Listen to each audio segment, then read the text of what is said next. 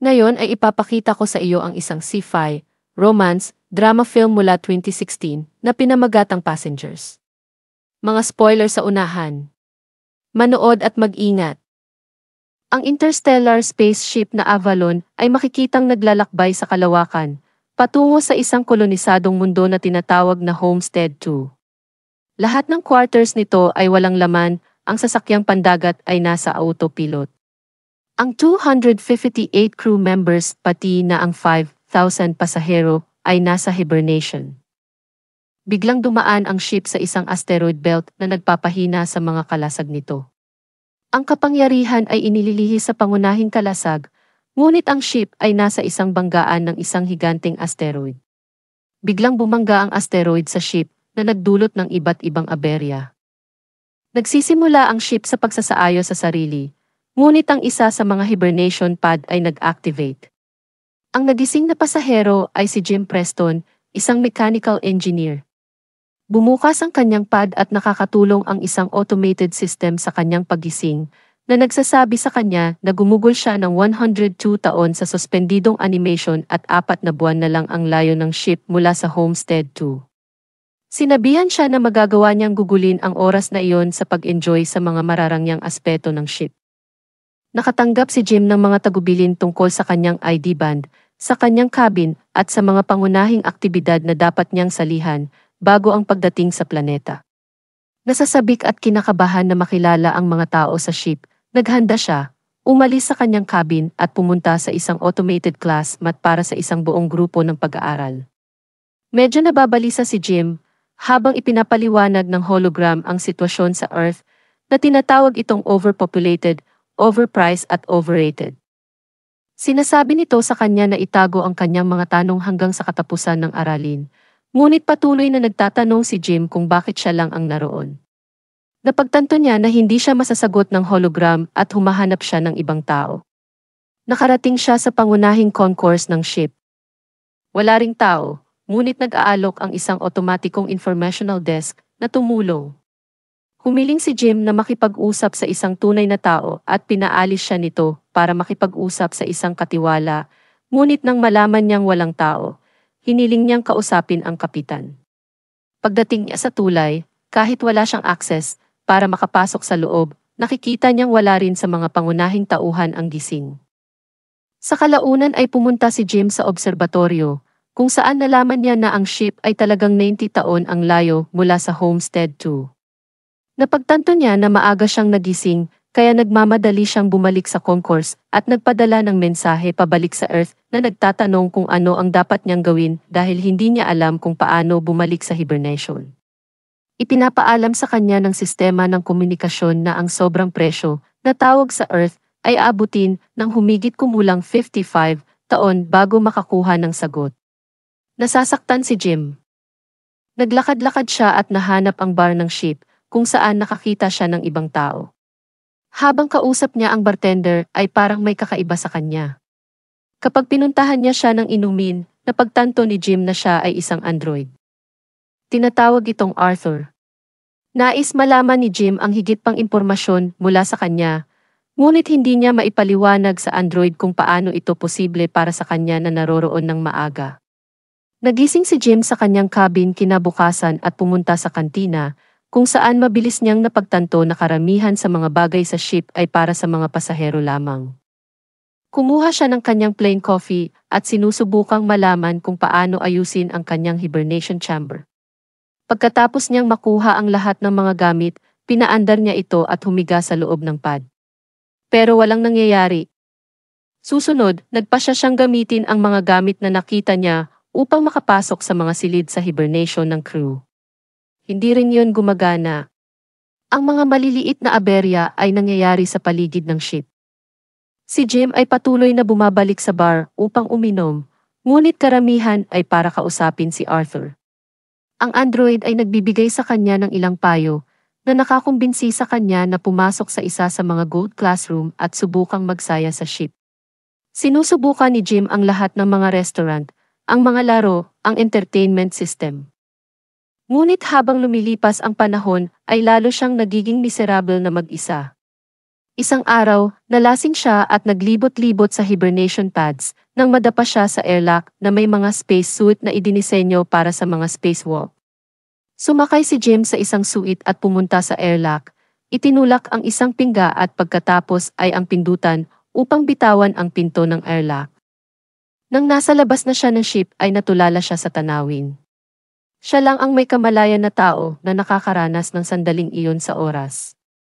Inilabas ni Jim ang mga magnet sa kanyang bota at lumutang sa kalawakan, nakaramdam ng pagkawasak. Bumalik siya sa loob, hinubad ang suite, ngunit bumalik sa airlock nang hindi ito nakasuot. Hinila niya ang pingga, handa nang tapusin ang lahat, ngunit nagbago ang isip sa huling sandali, tumakbo pabalik sa loob at dumulas sa isang bote. Tumayo si Jim at agad na lumapit sa isang babae sa isa sa mga pad na nagngangalang Aurora. Hinahanap niya ang kanyang mga file sa directory at nakikinig sa panayam ng kanyang pasahero na naging interesado sa kanya. Maya-maya ay nakita itong nakaupo sa tabi ng kanyang pad, nakikinig pa rin sa kanyang mga panayam. Bumalik sa bar, binabasa niya ang ilan sa kanyang trabaho at nakikipag-usap kay Arthur tungkol sa kanyang pagsusulat. Nahuhumaling siya sa kabalintunaan ng kanyang sitwasyon, pumunta sa ibang planeta para sa isang mas magandang buhay, gumising ng maaga at hindi makarating doon at mahanap ang kanyang perpektong babae para lamang sa kanya na hindi maabot. Si Jim ay patuloy na nag-iisip tungkol sa kanya at nagsimulang makakuha ng ideya na gisingin din siya. Kinausap niya ito sa Android, ngunit hindi niya naiintindihan ang palaisipan. Kung gigisingin niya siya para sa sarili niyang kapakinabangan, ipapadpad niya ito doon kasama niya para mamatay sa ship. Nagpasya muna si Jim laban dito, ngunit habang lumilipas ang panahon ay hindi niya ito kayang bitawan hanggang isang araw nagbago ang isip niya. Pumunta siya sa pad niya at na-activate ito. Habang siya ay nagigising at dumaan sa parehong proseso tulad ng ginawa niya, siya ay nagtatago at bumalik sa kanyang silid. Maya-maya ay pumunta siya sa pangunahing concourse, umaasang mahahanap siya. At ayon na nga siya, nalilito na katulad noong isang taon. Sinabi sa kanya ni Jim na sila lang ang gising at dinala siya sa obserbatoryo. Pagkatapos ay sinabi niya sa kanya na hindi siya makakarating sa alinman sa mga tripulante o sa mga pangunahing utos ng ship. Nagulat si Aurora at gustong bumalik sa kanyang pad. Nang makarating sila dito, ipinaliwanag ni Jim na walang espesyal na kagamitan sa ship na makakatulong sa kanila na bumalik sa hibernation na epektibong nagsasabi sa kanya na sila ay na-stranded. Bumalik sila sa concourse at sinabi niya sa kanya na dapat siyang magpahinga dahil kalalabas lang niya mula sa hibernation. Naaawa siya sa kanya na kailangang gumugol ng higit sa isang taon na mag-isa sa ship. Bumalik si Jim sa bar, nanghihinayang sa ginawa niya. Hiniling niya kay Arthur na huwag sabihin kay Aurora na siya ang gumising sa kanya. Kinabukasan, nagising si Aurora. Bumalik siya sa concourse at nagtanong sa automated na infodesk tungkol sa mga hibernation pad. Sinamahan siya ni Jim doon at pumunta sila para mag-almusal. Sa pag-alis nila, ang desk ng impormasyon ay may isang uri ng malfunction. Sa kantina, napagtanto ni Aurora na si Jim ay kumakain ng parehong almusal sa loob ng higit sa isang taon at nakuha siya ng isa sa mga gold class na menu. Pinag-uusapan nila ang posibilidad na ayusin ang mga pad, ngunit, hindi katulad ni Jim, hindi pa handa si Aurora na sumuko. Naghanap siya sa infirmary, pagkatapos ay dumaan sa mga dokumento ng pananaliksik, sa kalaunan ay napunta sa hibernation quarter ng crew na sinusubukang buksan ang mga pinto. Napansin ni Jim ang higit pang mga aberya sa buong ship. Maya-maya, nagdalamhati si Aurora tungkol sa kanyang buhay sa Avalon. Nagsusulat siya, nagjogging sa paligid ng ship at lumangoy sa pool, nagiging mas at higit na kamalayan sa kanyang sitwasyon. Pumunta siya sa kantina upang interviewin si Jim, iniisip na maaaring maging kawili-wili ang kanyang kwento. Tinatanong niya kung bakit siya nandayuhan sa kolonya. Sumagot muna si Jim ng mga slogan mula sa kumpanya, ngunit pagkatapos ay ipinaliwanag pa niya na umaasa siya na sa bagong mundo ay maaari siyang maging isang tao, maaari siyang bumuo ng isang buhay. Nang maglaon, napunta sila sa obserbatoryo, at sa wakas ay ibinahagi ni Aurora ang kanyang dahilan upang pumunta doon. Hindi tulad ng ibang pasahero sa ship, may round-trip ticket siya. Ang kanyang ideya ay pumunta sa Homestead 2, manirahan doon sa loob ng 1 taon at bumalik sa Earth upang maging ang unang mamamahayag na nakagawa niyan na nagsusulat ng pinakadakilang kwento na nangyari.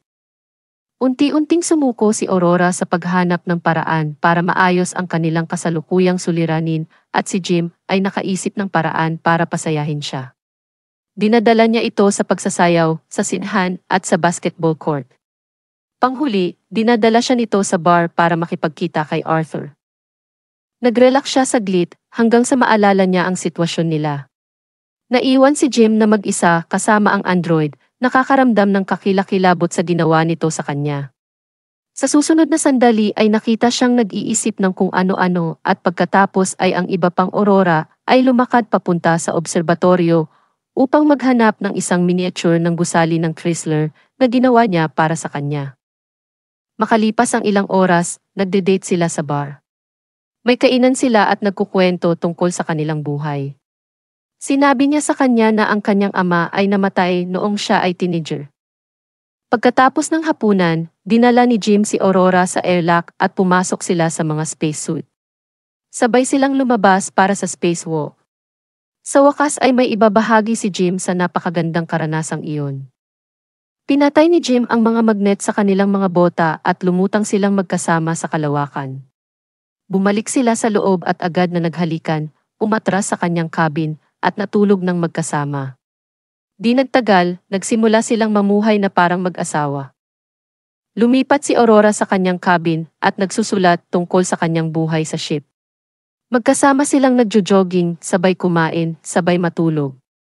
Ginalugad pa ni Jim ang ship at nahanap ang hydroponics bay. May dala siyang Aurora flowers.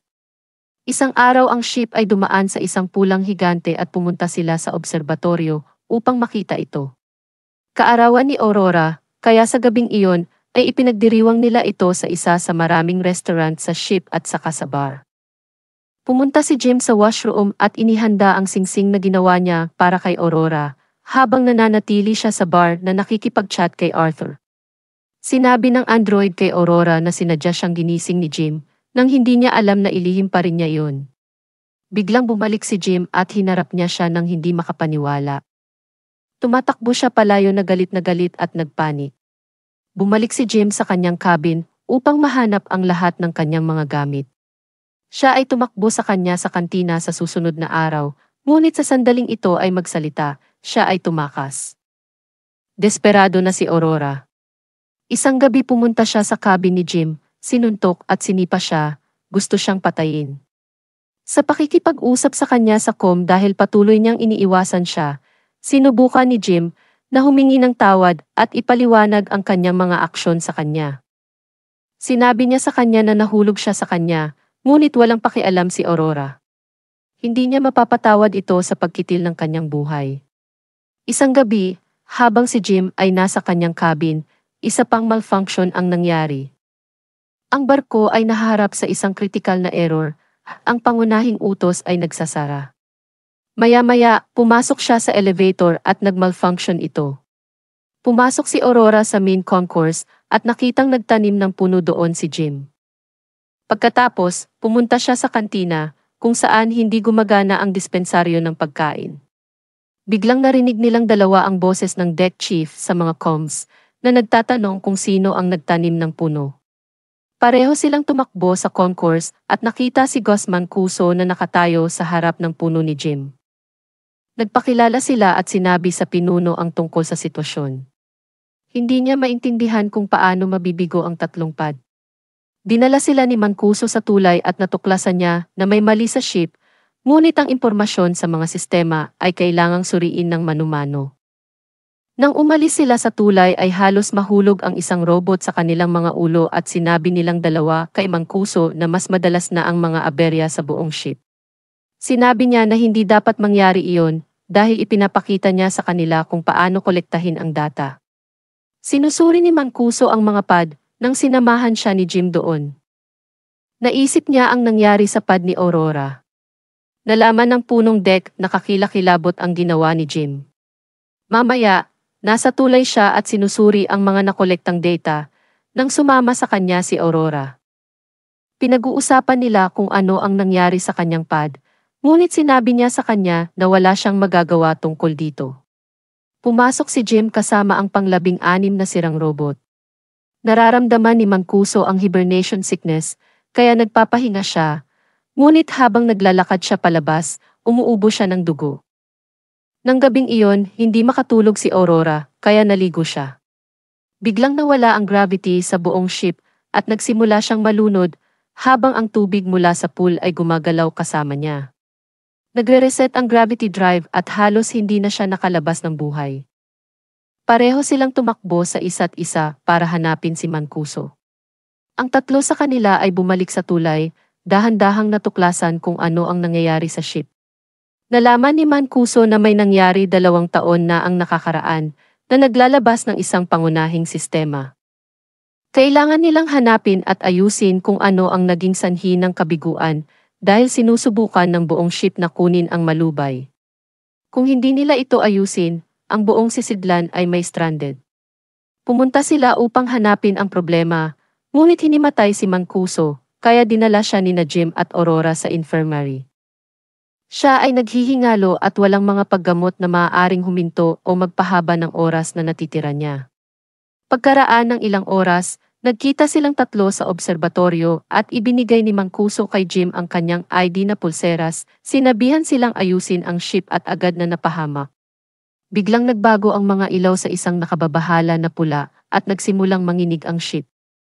Sinabi ni Jim kay Aurora na kailangan niya ng tulong nito at tumakbo sila patungo sa engineering, ngunit may isa pang kabiguan sa gravity drive.